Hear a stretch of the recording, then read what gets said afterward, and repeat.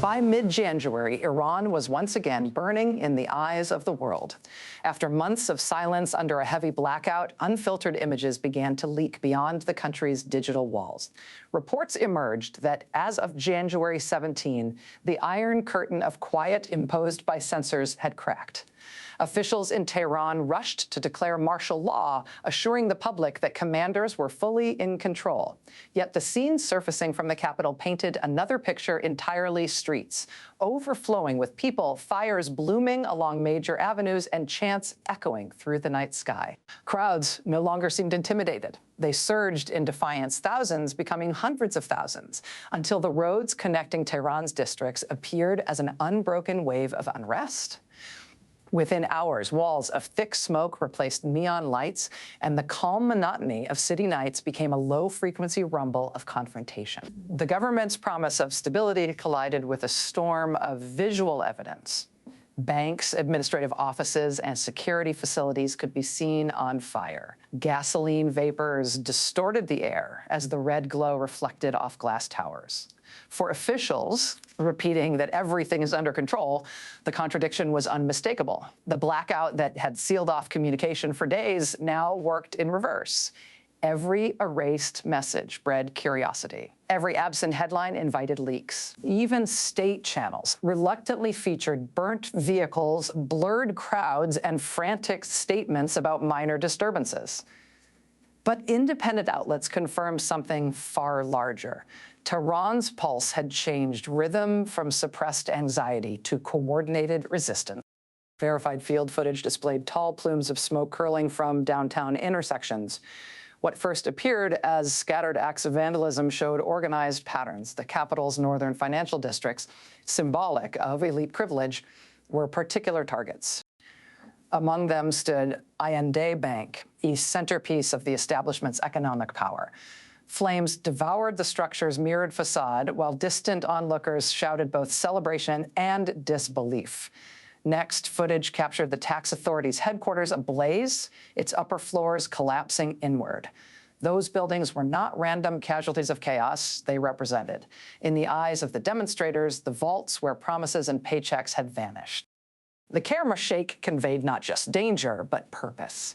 These were attacks aimed not at individuals, but at the architecture of inequality. As darkness settled, the uprising changed shape. Crowds converged on the Bejij or Bezij Command Complex, one of the regime's most secure strongholds. Under normal circumstances, it would have been impregnable, yet hours of confrontation weakened its defense. Witness accounts and corroborated clips showed citizens breaching the outer fences, entering the courtyard, and freeing the detainees held there. The building's capture was both physical and psychological, a direct blow against the power that had enforced fear for nearly half a century. Observers agree that night did not just mark protests, but the collapse of a symbol.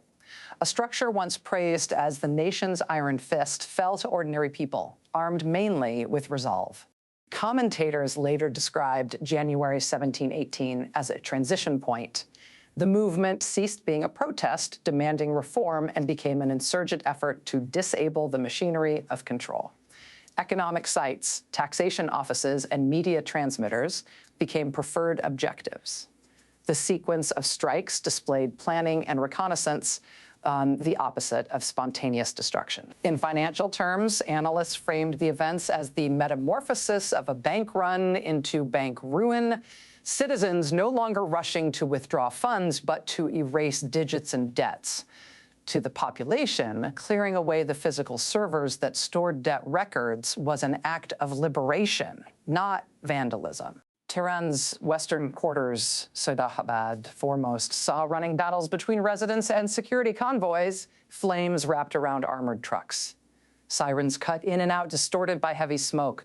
Reports of police withdrawals multiplied. Officials described strategic redeployments, yet the visible retreat spoke plainly.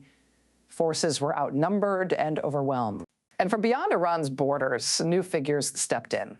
Intelligence intercepts indicated the regime's call for reinforcements from foreign militias. Aligned with its ideology, Shiite contingents from Iraq, Afghan-based Fatimiyun units, and Pakistani-origin Zainabiyun brigades. Their deployment into inner districts transformed the conflict's psychology. Domestic dissent evolved into patriotic resistance against outsiders perceived as occupiers. As mobile networks sputtered and down lines hummed in silence, the blackout intended to suppress communication began to deepen uncertainty inside the ruling hierarchy itself.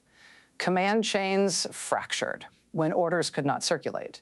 Amid secrecy, leaked footage exposed an opposite reality: chaos, improvisation, fear of desertion. Aerial images shot at dawn revealed a Capitol partially gridlocked by barricades of ash and overturned cars. Roads once governed by checkpoints were controlled by citizens directing traffic through hand signals. The government still issued statements about isolated riots, but new leaks showed that even senior officers conceded privately that the city was no longer operational under central command. The transition was conceptual before it was physical. Interpretations of the uprising shifted from disorder to moral resistance. International monitors estimated civilian casualties in the tens of thousands, far beyond the numbers officials acknowledged.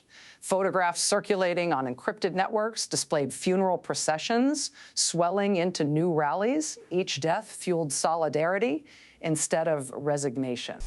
Legal authorities vowed mass prosecutions. The Attorney General derided foreign criticism, promising swift and deterrent sentences, but for a public that had already breached prisons, the threat lost impact. Sociologists noted the paradox: threateningly reached prisons of promising swift and deterrent sentences, but for a public that had already breached prisons, the threat lost impact. Sociologists noted the paradox: threats of execution often amplify rebellion when martyrdom becomes an accepted cost of freedom. For the first time in decades, slogans once taboo resurfaced in places long seen as loyalist. Mashhad's holy precinct and Qom's seminaries echoed with chants invoking the monarchy's name as shorthand for lost stability. Where preachers once led blessings for the supreme leader, now whispers of down with the mullahs threaded through congregations. Even those who rejected monarchy squared this act with a simple motive-defying indoctrination. To the respect, there is 18 Quitten, the signaled something deeper than economic hardship: the erasure of ideological monopoly. The frame of loyalty built since 1979, fractured identity politics, gave way to a populist nationalism unafraid of forbidden words. Banks and tax bureaus represented not just institutions, but lifelines, feeding the system's survival. Their destruction converted a fiscal problem into a systemic seizure. Without functioning revenue offices, tax intake froze. Without working banks, liquidity vanished. Unable to compensate security forces, the state's most crucial bond loyalty through payment began to unravel. Economists warned that the central government's solvency had entered a terminal zone. Soldiers unpaid for weeks would either defect or simply return home. The spiral became self-accelerating. Loss of income created loss of enforcement, and loss of enforcement guaranteed further loss of income. By the night of January 19, processions, clothed entirely in black, moved through Tehran's avenues carrying banners reading, "We are ready for the body bags." Far from nihilism, it symbolized liberation from fear for a people long conditioned by threat. Indifference to mortality produced ungovernable courage. Inside government halls, leaders attempted celebratory speeches. Fallout was immediate broadcasts intended to project dominance, instead triggered anger for their detachment from reality. When authorities celebrated victory amid mass funerals, legitimacy crumbled irreversibly. The myth of the benevolent father state evaporated, replaced by the image of an occupying power clinging to survival. While Tehran smoldered, foreign analysts traced opportunity and risk. Washington, Tel Aviv, and European capitals convened discreetly to assess whether Iran's internal unraveling might open a strategic window. Military observers pointed to the repositioning of the USS George Washington carrier group as an unmistakable signal of American readiness for a potential deep strike operation. Officials in Israel reportedly argued for patience until internal fragmentation reached its peak, maximizing potential impact on nuclear and command sites. Pentagon leaks suggested a 2 to 3 week horizon for decision, synchronizing geopolitical timing with social turmoil. For the IRGC, the prospect of dual pressure, domestic and external, was alarming. Crisis rhetoric intensified. Revolutionary Guard commanders warned that any attack would trigger strikes on U.S. bases and Israeli cities. Still, few believed Tehran retained the capacity to wage extended regional war. Deploying foreign militias within its borders signaled desperation, threatening global conflagration, underscored it. Analysts describe this stance as the burn with me doctrine. If collapse is unavoidable, expansion of chaos becomes the deterrent. Yet facing a population unmoved by fear, the policy backfired. The attempt to rally unity against external enemies only reminded citizens that the greatest danger resided at home. Propaganda outlets shifted messaging repeatedly, from promises of reform to defiance to silence. Each turn cost them credibility. Broadcast towers damaged in earlier fires remained dark. Even government statements were reduced to text over static screens. Outside Iran, diaspora networks amplified calls for solidarity. Prince Reza Pahlavi's speeches circulating online with translations into multiple languages linked the exiled community to the street demonstrators. Social scientists noted that this bridge between domestic revolt and external advocacy gave the movement a sense of historical continuity regardless of political alignment. Western administrations began framing proposed military options not around deterrence alone, but around humanitarian intervention. The term "liberate the Iranian people" crept into official talking points, pairing moral justification with strategic goals. Even among skeptics, it was clear that Tehran's implosion had reshuffled every calculation in the Middle East. By late January, Iran appeared surrounded by twin infernos, internal uprising from below and mounting geopolitical pressure from above. Each constrained the other, external actors awaiting the regime's exhaustion, internal activists wary of becoming pawns. Nonetheless, the cumulative effect was fatal. The government's ability to act had shrunk to the dimensions of its own bunker. Diplomatic attempts to frame events as temporary instability failed as markets responded with panic, and neighboring states fortified borders. Refugee flows began toward Turkey and the Caucasus. The region braced for either rebirth or implosion. The nationwide communication shutdown that had started this episode ended in irony. Intended to hide reality, it revealed vulnerability. The silence forced citizens to create alternative networks, hand signals, rooftop shouts, encrypted drives passed in daylight. When the blackout cracked, it exposed not merely hidden footage, but the government's impotence. Commentators concluded that by cutting the country's visibility, the regime had also extinguished its own legitimacy. They turned out the lights, said one analyst, and in that darkness, the people discovered they could move unseen. Inside Tehran, officials still claim the fires are isolated. Outside, intelligence centers interpret them as symptoms of a dying order.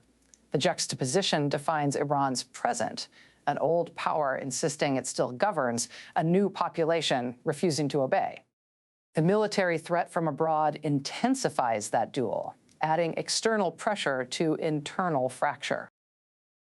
For every decree issued by the command, 10 streets respond with noise.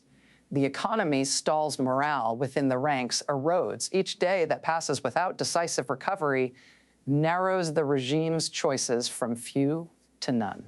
Analysts suggest 3 scenarios: a temporary military clampdown, return to ashes, within months a negotiated shift where remnants of authority submit to a coalition government, or wholesale collapse triggering foreign involvement. All carry high costs. But behind these projections runs a shared insight: fear's monopoly has ended. The phrase whispered across Tehran's rooftops is simple: the time cannot be turned back. The lights that vanished during the blackout did not extinguish Iran's spirit. They illuminated it. Each burnt bank became a metaphor for broken trust, each freed prisoner for collective reawakening. A government can silence voices, but it cannot erase understanding once it has arrived. From a political standpoint, the flames mark a crisis of sovereignty. From a human standpoint, they mark the rediscovery of courage. Between those two truths stretches the uncertain road ahead, fraught, but irreversibly open. Perhaps the darkest night was necessary for the first true dawn to be seen. Fade to the skyline of Tehran, hazy, quiet, scarred, yet unmistakably alive.